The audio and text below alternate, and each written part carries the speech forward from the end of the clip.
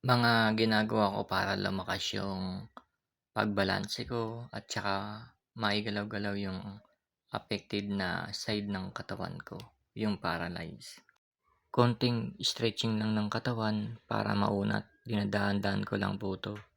Mga basic na exercise pero malaki po ang maitutulong nito sa ating mga stroke. Yan po lagi kong ginagawa para po yung katawan ko hindi manigas yung muscle dun sa apektadong bahagi ng katawan. Yun lang talaga sa ating mga stroke, napakahirap talaga pagka hindi na-exercise yung katawan, lalong sumasakit, lalong bumibigat sa pakiramdam.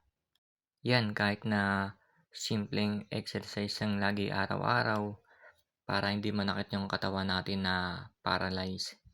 Sa mga ganyang exercise lang, mabubuhay yung apektadong katawan natin, yung paralyze yan. Hindi ko dati nagagalaw yung apektadong arm ko, hindi ko nauunat yan. Pero ngayon, kahit papaano, na dederecho ko na ng paunti-unti.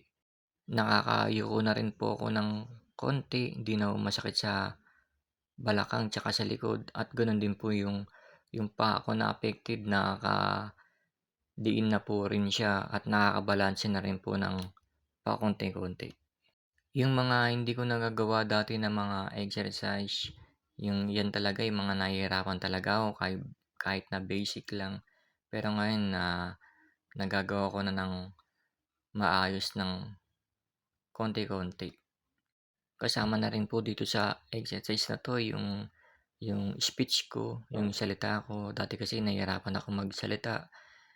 Ngayon po medyo kahit papaano hindi na ako napuputol yung salita ko, tsaka hindi na po ako masyadong nabubulol. At kailangan din yung isip po, yung utak, makapag-isip po ng konti-konti dahil napakahirap po nun yung mga unang buwan ko lang nun talagang nawala po yung memory ko.